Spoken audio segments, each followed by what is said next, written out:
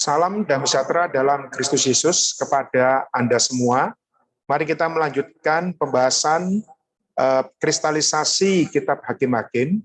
Kita sampai berita yang ketujuh, yaitu Allah membangkitkan Deborah sebagai hakim Israel dan sebagai ibu di Israel yang mempraktekkan ketundukan perempuan kepada laki-laki untuk memelihara pengaturan Allah dan membawa seluruh Israel ke dalam urutan yang tepat di bawah kedudukan raja dan kekepalaan Allah.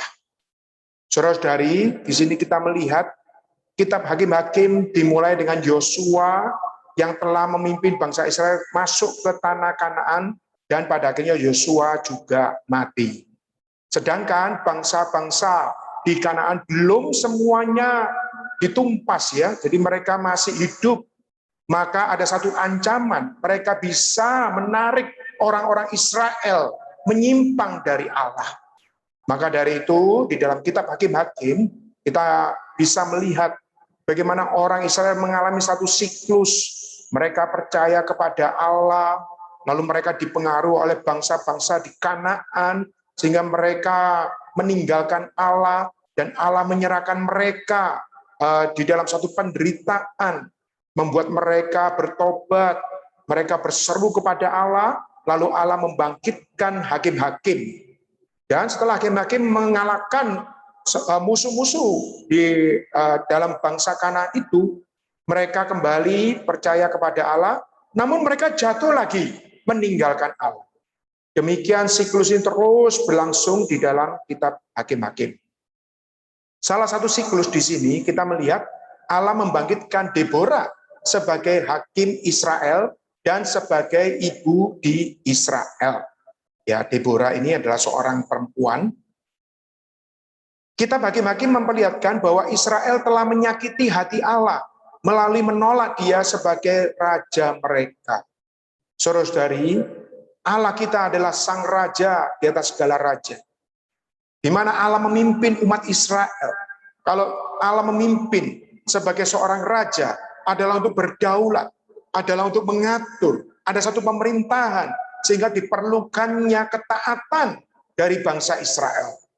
Namun demikian, bangsa Israel menolak Allah, mereka lebih senang untuk diseret oleh bangsa-bangsa yang menyembah berhala. Saat itu, laki-laki di Israel telah gagal dalam fungsi kepemimpinan mereka yang ditetapkan Allah. Jadi sampai siklus Allah membangkitkan Deborah, ini adalah dengan satu latar belakang bagaimana orang-orang Israel, khususnya para laki-laki, mereka telah menjadi lemah, ya, gagal di dalam fungsi kepemimpinan mereka. Di dalam prinsip kerja Allah, Allah memakai seorang laki-laki itulah sebagai wakil Allah, dan perempuan itu dibawa otoritas, sehingga ada satu tatanan yang baik, sehingga menyebabkan Allah memiliki satu jalan di dalam pemerintahannya. Namun saat ini dengan dibangkitnya Deborah, karena laki-laki di Israel telah gagal, saudara-saudari, ini adalah satu hal yang mendukakan hati Tuhan. Maka Allah membangkitkan seorang perempuan, Deborah, sebagai hakim Israel. Deborah itu artinya lebah. Lebah itu yang menghasilkan madu, manis. Lebah ini juga hidupnya selalu berkelompok, ya, artinya itu bersatu, ya, korporat. Maka kita bisa melihat juga penghidupan Deborah adalah dia tidak sendirian, tapi dia benar-benar memilih penghidupan yang korporat. Dan Deborah ini sebagai hakim Israel. Hakim-Hakim pasal 4 ayat 4 sampai 5. Pada waktu itu Deborah, seorang nabia, istri Lapidot, memerintah sebagai hakim atas orang Israel. Dia biasa duduk di bawah pohon korma Deborah antara Rama dan Betel di pegunungan Efraim, dan orang Israel menghadap dia untuk berhakim kepadanya. Saudara-saudari, kita percaya sebagai seorang hakim perlu satu kebijakan, kebijaksanaan, tidak menerima suap, bisa membedakan mana yang benar, mana yang tidak benar, memiliki hati yang lurus, ya, tidak berpaut berpihak tertentu, tetapi benar-benar memiliki hati yang lurus di hadapan Allah. Jadi Deborah salah satunya, dia memiliki hati yang lurus, sehingga dia bisa dipercaya untuk menjadi hakim memerintah atas orang Israel. Namun ini tidak berlangsung lama. Kita lihat selanjutnya, walaupun Deborah memimpin, namun ia mempraktekkan dalam ketundukan perempuan kepada laki-laki. Di dalam berperang melawan bangsa-bangsa Kanaan, Deborah tidak langsung mengambil pimpinan sebagai sang kepala, tapi dia menggandeng Barak ya untuk bersama-sama maju, sehingga Barak ini adalah sebagai penudung kepalanya. Jadi di sini walaupun Deborah diberi hak kepercayaan untuk memimpin, bukan berarti Deborah langsung mengambil kekepalaan, kepemimpinan ini langsung di tangannya. Tidak demikian. Ini satu hal yang penting. Deborah tahu kedudukannya, dia adalah seorang perempuan, dia adalah seorang saudari. Maka dia mempraktekkan kepemimpinannya itu di dalam ketundukan perempuan kepada laki-laki. Saudara-saudari, ini hal yang sangat-sangat penting. Sehingga kita bisa melihat setiap orang bila kembali kepada kedudukannya yang tepat di hadapan Yehova.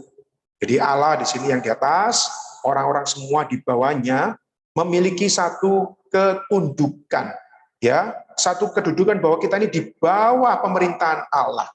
Kita tidak boleh mengambil kekepalaan Allah menjadi, kita tidak boleh mengambil kekepalaan kita, menggantikan kekepalaan Allah. Ya, ini satu hal yang sangat serius. Kita lihat di dalam kejatuhan manusia yang pertama, Kejadian pasal 3. Hawa, bagaimana dia telah ditipu oleh ular yang melambangkan iblis ya. Kalau kita melihat Hawa bukan sekedar jatuh dalam dosa karena makan dari buah pohon pengetahuan tentang yang baik dan yang jahat. Tetapi kalau kita melihat dari kitab Hakim-Hakim ini, kita bisa melihat bahwa Hawa telah mengambil kekepalaan dari Adam.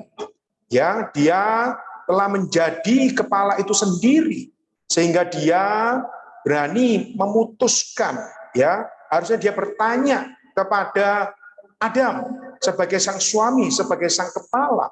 Namun dia menyingkirkan kekepalaan Adam diganti dengan kekepalanya sendiri.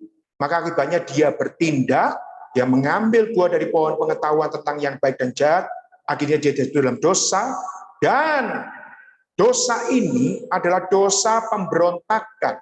Dan ini turun-temurun kepada generasi manusia, generasi demi generasi, yang terutama manusia telah merusak tatanan urutan otoritas Allah. Maka dari itu, di sini ada satu seruan, kita perlu kembali kepada Kristus, Sang Kepala. Kita tidak memilih kepala sendiri, ya. Sebaliknya setiap orang perlu kembali kepada kedudukannya yang tepat di hadapan Yehova. Fungsi utama dan terbesar saudari-saudari dalam gereja adalah tunduk. Ya, ini secara khusus memang ditujukan kepada para saudari. Tetapi boleh katakan secara umum, kita semua para saudara pun di hadapan Kristus, ya kita dipersiapkan sebagai mempelai perempuannya. Ada hayat feminim di dalam kita. Makanya saudari perlu memiliki teladan, yaitu ketundukan. Untuk apa ketundukan ini? Adalah untuk mengembalikan tatanan urutan otoritas Allah. Sehingga Allah memiliki satu jalur, prinsip kerja yang benar. Di mana iblis itu adalah si pemberontak. Dia merusak tatanan urutan dan dia juga membuat manusia jatuh. Yang terutama adalah merusak tatanan ini. Karena itu perlunya satu fungsi utama dan yang terbesar adalah kita kembali kepada satu tatanan yang tepat di dalam hidup gereja. Untuk tunduk memerlukan suplai hayat. Kita tidak bisa tunduk dengan terpaksa karena di bawah ancaman, tapi karena suplai hayat, hayat yang lemah lembut, hayat yang menundukkan kita yang keras, dan juga kenikmatan kasih karunia. Saudara-saudari, kenikmatan kasih karunia adalah Allah yang kita nikmati di dalam Kristus, di dalam roh kita, dan juga perlunya pekerjaan salib di dalam 1 Korintus pasal 2 ayat 22, 1 Korintus pasal 2 ayat 2. Rasul Paulus memutuskan bahwa dia tidak mau membicarakan yang lain selain memberitakan Kristus dan dia yang disalibkan. Mengapa? Supaya di Korintus mengalami pekerjaan salib sehingga mereka tidak bergolong-golongan. Mereka bergolong-golongan berarti mengambil kekepalaan sendiri, menggantikan kekepalaan Kristus. Juga perlu dikatakan di sini, perlu penyangkalan ego. Tuhan mengatakan siapa yang mengikut aku, dia harus menyangkal dirinya dan memikul salibnya dan mengikut aku. Saudara-saudari, karena itu perlunya satu sikap yang tepat di dalam kita mengikut Tuhan. Bukan karena kita kurang mampu, tetapi posisi kedudukan kita yang kurang tepat. Kapan kita ditundukkan, ya Tuhan, aku mendapatkan dirimu sebagai sang kepala yang memerintah di dalam hatiku, Engkau sebagai sang raja, Engkau sebagai sang kepala bagi gerejamu hari ini. Maka Anda membiarkan Kristus berdaulat di dalam hati kita semua. Kita melihat teladan dari Tuhan Yesus dalam Filipi pasal 2, 5-6. Hendaklah kamu dalam hidupmu bersama menaruh pikiran dan perasaan yang terdapat juga dalam Kristus Yesus, yang walaupun dalam rupa Allah tidak menganggap kesetaraan dengan Allah itu sebagai milik yang harus dipertahankan. Ini adalah teladan Tuhan Yesus waktu dia datang di muka bumi. Betul, dia adalah Allah, tetapi dikatakan di sini dia tidak menganggap kesetaraan dengan Allah itu. Artinya dia membungkus kemuliaan Allah itu dengan keinsanian, sehingga dia merendahkan diri, dia taat sampai mati, bahkan mati di atas kayu salib. Makanya Allah meninggikan dia dan mengaruniakan nama di atas segala nama, supaya dari nama ini bertekuk lutut dan semua lidah mengaku bahwa Yesus adalah Tuhan. Jadi saudara-saudari, kita memiliki teladan Tuhan Yesus, dan hari ini kita perlu meletakkan, menaruh pikiran dan perasaan juga sama di dalam Kristus Yesus. Di dalam Hakim-Hakim pasal 5 ayat 7, penduduk pedusunan diam-diam saja di Israel. Ya, mereka diam-diam sampai engkau bangkit, Deborah, bangkit sebagai ibu di Israel. Di sini kita melihat satu fungsi dari Deborah, selain dia sebagai hakim yang memerintah dengan tegas. Hakim harus tegas, ya, memiliki perkataan yang tegas sehingga tidak kompromi. Tetapi di sisi lain, Deborah juga memiliki sisi kelembutan, yaitu dia bangkit sebagai ibu di Israel. Ibu ini adalah yang merawat, yang mengayomi, yang membuat anak-anak bisa bertumbuh dengan baik. Jadi bukan hanya sebagai hakim, tapi juga sebagai ibu. Saudara-saudari, ini adalah satu teladan yang baik, ya, bahwa sebagai hakim memutuskan perkara benar atau salah. Tetapi sebagai ibu, kalaupun mereka bersalah, ibu ini merawat sehingga mereka bisa dibangkitkan kembali, mereka bisa dibawa kembali kepada Allah. Tidak sampai mereka itu jatuh dan binasa. Jika para saudari melatih roh, doa, dan iman mereka untuk menjadi ibu-ibu yang riil, para saudari akan bertumbuh dan matang dalam hayat melalui memperhatikan beberapa anak rohani. Saudara-saudari, kita perlu melihat bahwa memang benar Allah yang melahirkan kita semua, sehingga kita juga disebut anak-anak Allah. Tetapi di dalam realitas hidup kita, dalam penghidupan gereja, bukti bahwa kita adalah anak-anak Allah perlunya saling merawat.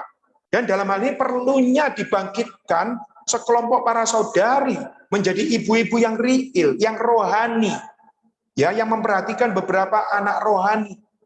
Saudara-saudari, kita dalam hidup gereja tidak tertutup kemungkinan kita bisa lari ke dunia, kita bisa diseret oleh dunia. Tapi dengan dibangkitnya ibu-ibu rohani, mereka yang mengingatkan, ayo kembalilah, nikmatilah, ayo kembali kepada hidup gereja, jangan keluar dari Allah. Maka dengan bangkitnya ibu-ibu rohani, gereja akan mengalami satu kebangunan yang sejati. Di dalam 1 Tesalonika pasal 2 ayat 7-8, tetapi kami berlaku ramah di antara kamu, sama seperti seorang ibu mengasuh dan merawati anaknya. Mengasuh itu di dalam aspek insani, yang menyenangkan, ya, membuat kenyamanan, kehangatan. Jadi dalam aspek yang insani, ya, mungkin ibu yang mengasuh ini memperhatikan barang-barang keperluan. Dan yang merawat, di dalam Alkitab merawat artinya menyuplai firman. Jadi ada mengasuh ini, ada kasih yang terwujud di dalam masalah insani, dan merawat ini adalah terwujud dalam perkara ilahi, yaitu firman Tuhan. Kita tidak bisa hanya sekedar insani tidak memiliki keilahian, atau sebaliknya hanya memiliki keilahian tidak memiliki keinsanian. Dan sebenarnya semakin kita ilahi, semakin kita insani. Semakin kita mengalami hayat semakin bertumbuh, maka kita akan semakin insani. Itulah Tuhan kita. Di dalam pelayanannya, satu sisi Tuhan menunjukkan ketegasan, tapi di sisi lain Tuhan menunjukkan kelembutan. Dia berkata, hulu yang terkulai tidak dipatahkan, sumbu yang pudar nyalanya tidak akan dipadamkan. Sebaliknya Tuhan akan menyatakan segalanya, sehingga semuanya akan terang, semua bangsa akan memandang kepada Dia sebagai satu pengharapan yang besar. Saudara-saudari, kita perlu teladan demikian. Demikianlah kami dalam kasih sayang yang besar akan kamu, bukan saja rela membagi Injil Allah dengan kamu, tetapi juga hidup kami sendiri dengan kamu, karena kamu telah kami kasih. Di sini adalah teladan Rasul Paulus. Dia bukan sekedar datang untuk membagi Injil Allah, tetapi hidupnya dia sendiri, itulah Injil. Di mana dia memperhatikan di Tesalonika ini, Rasul Paulus memperhatikan penghidupan mereka. Ya, walaupun dia di sana hanya 3 minggu ya, tetapi setelah dia meninggalkan Tesalonika, dia menulis surat, bahkan 2 surat, 1 Tesalonika dan 2 Tesalonika. Dan di dalam 1 pasal 2 ini, di mana Rasul berlaku ramah sebagai seorang ibu, dan juga yang memberitakan Injil, akhirnya pengharapan dia, mahkota dia, tak lain adalah kaum beriman yang dia rawat. Saudara-saudari, kalau Anda ditanya, apakah mahkota Anda? Mahkota kita tak lain adalah saudara-saudari, orang-orang yang kita rawat. Pertanyaannya, siapa yang kita rawat? Berapa banyak kita merawat? Saudara-saudari, kita perlu datang kepada Tuhan. Tuhan membangkitkan kita juga bisa menjadi seorang ibu yang mengasuh dan merawati anaknya.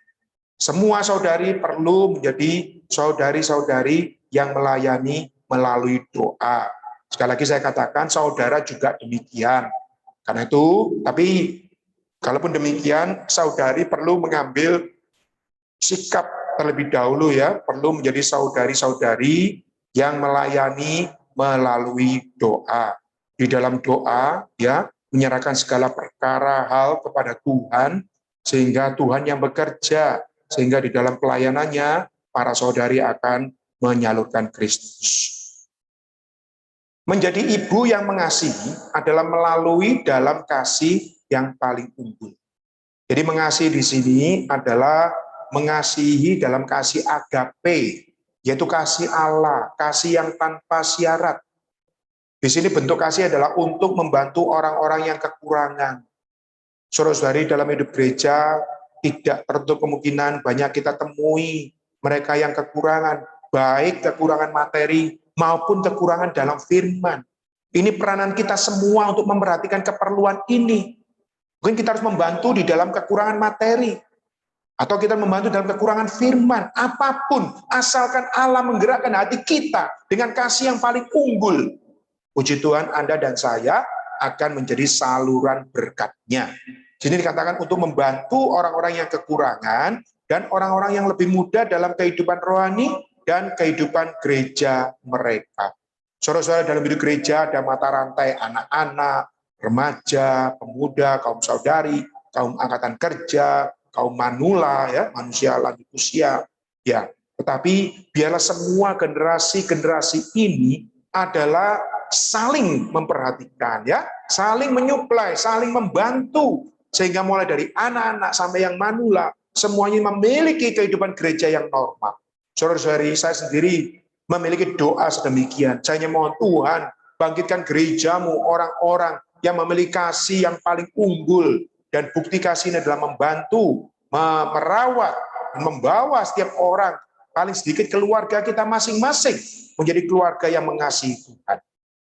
Di dalam Roma pasal 16 ayat 1 dan 13, aku meminta perhatianmu terhadap Febe, saudari kita yang melayani jemaat di Kengkrea. Ini adalah contoh, ya, Febe itu artinya terang benderang ya, yaitu melayani jemaat di Kengkrea, ya, dan pelayanan ini sungguh berjeri lelah ya, dan ini Febe ini mendapat apresiasi. Dan juga salam kepada Rufus, orang pilihan dalam Tuhan, dan salam kepada ibunya yang bagiku adalah juga ibu. Perhatikan saudara-saudara, Rasul Paulus pun serohani-rohaninya dia masih memerlukan perawatan dari ibu. Dia mengatakan yang bagiku adalah juga ibu. Artinya, kelangsungan, kelanggengan dari pelayan Rasul Paulus tidak terlepas dari perawatan, perhatian para ibu rohani. Di dalam hal ini adalah ibu dari Rufus. Saudara, di sini tidak ada unsur alamiah, tidak ada hubungan alamiah, yang adalah hubungan hayat ilahi. Namun, hubungan hayat ilahi juga menjadi satu bentuk yang insani, satu perhatian yang manis. Saudara-saudari, semoga kita semua memiliki kedambaan seperti demikian. Lalu di dalam Hakim-Hakim pasal 5 ayat 31, demikianlah akan binasa segala musuhmu ya Tuhan, tetapi orang yang mengasihinya bagaikan matahari terbit dalam kemegahannya, lalu amanlah negeri itu 40 tahun lamanya. Puji Tuhan, di zaman Deborah, Allah memberikan keamanan selama 40 tahun. Seperti mereka berjalan di padang gurun 40 tahun. Ya, di tanah permai mereka mendapatkan keamanan. Mengapa? Kita lihat teladan Deborah memiliki kedudukan yang tepat dan mengembalikan kedudukan ini supaya orang Israel tunduk di bawah kekepalaan Allah. Dan juga Deborah sebagai seorang ibu yang merawat. Saudara-saudari, kalau kita semua seperti Deborah, semoga dibangkitkannya Deborah hari ini. Maka puji Tuhan, kita ini seperti matahari yang terbit di dalam kebegaannya, yang bersinar terang, menerangi kegelapan, sehingga membawa orang-orang ini, mereka bisa diselamatkan. Semoga masa pandemi ini banyak orang yang mengeluh, tapi Anda dan saya berdiri di pihak Tuhan, bersaksi bahwa kita adalah milik Tuhan, dan kita mau datang untuk memberitakan Injil, untuk merawat dan membawa orang-orang yang kita kasih di dalam hidup gereja. Semoga Tuhan merahmati kita semua. Amin.